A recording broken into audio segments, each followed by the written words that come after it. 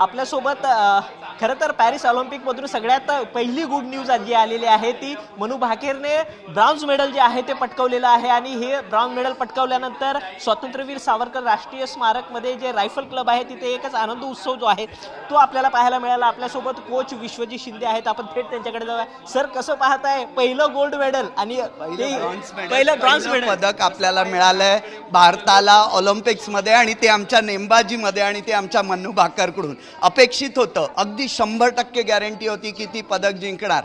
तिने ज्या जिद्दीने ज्या ताकदीने प्रॅक्टिस केली होती त्याचं फळ तिला मिळणार आणि त्यामध्ये पुन्हा जसपाल राणाकडे ती परत गेली होती, त्याचा तो ॲग्रेसिव्हपणा आज तिच्या त्या फायनल्समध्ये अगदी स्पष्ट दिसून आला आणि त्या ॲग्रेसिव्हने तिने एकदा पण अशी मोठी चूक केली नाही, जरा पण कुठे संधी दिली नाही, अगदी शेवटपर्यंत ती टिकून होती।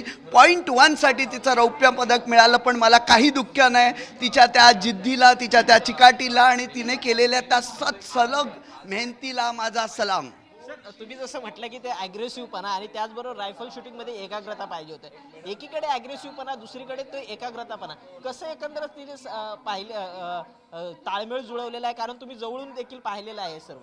हो, ती खूप फोकस्ड होती, फिजिकली मेंटली सगळ्याच गोष्टीने ती खूप फोकस्ड होती। तुम्हाला माहिती नसेल पण ती कायमची तिकडे हरणी सिंग स्टेडियममध्येच राहायची। किती प्रलोभन आलं तरी ती रोज आपल्या सराव अगदी अचूकपणे करायची। इतकंच नव्हे तर संध्याकाळी 2-2 तास फिजिकल एक्सरसाइज पण करायची। मी तिला कधीच चुकताना जेव्हा जेव्हा कॅम्पमध्ये मी तिला पाहून मला अभिमान वाटायचं आणि मला खात्री होती। गेल्या वेळेला मला खूप दुःख होतं की ती फायनल मेडल जिंकू शकली नव्हती, पण ह्या वेळेला मात्र मला खूप आनंद झाला की तिने भारताचं खातं खोललं आणि म्हणून खूप खूप आनंद। मेडल तर तिच्याकडून निश्चितच होतं आणि ते मिळालंच। तुमच्या डोळ्यात आनंद अश्रू दिसत आहेत आज?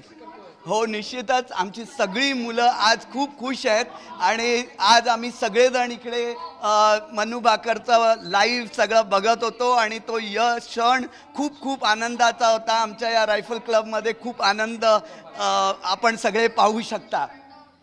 सर, आता ह्या सर्व मुलांसाठी, नवख्या मुलांना तुम्ही ट्रेन करत आहात, हे किती प्रेरणादायी ठरणार आहे? या मुलांची काय रिॲक्शन होती ज्यावेळी तुम्ही सर्व पाहतो? तुम्ही स्वतःच पाहिलं असाल, सगळी मुलं एक एक शॉटसाठी किती चिअर करत होती। शेवटी ते एक एक शॉट आपल्या देशाला मेडलच्या जवळ नेत होतं आणि त्यामुळे त्यांचा तो आनंद तुम्हाला सगळ्यांना पाहता आला। मला तर आतून उफळून येत होतं आणि शेवटी ते मेडल आम्हाला जे हवं ते मिळालं। थोडक्यासाठी सिल्वर हुकलं पण काही हरकत नाही, खातं आम्ही खोललं त्याचा आनंद आम्हाला खूप खूप आहे आणि आत्ता निश्चितच ह्या खात्याने पुढे इंडियन सगळ्या खेळामध्ये मेडल जिंकतील आणि ह्या वेळेला मात्र आपला रँक खूप वर असेल, गेल्या वर्षीसारखं कमी होणार नाही याची, आणि नेमबाजीमध्ये आणखीन पदकं खूप खूप मिळतील। Thank you Manu Bhaker to opening this account.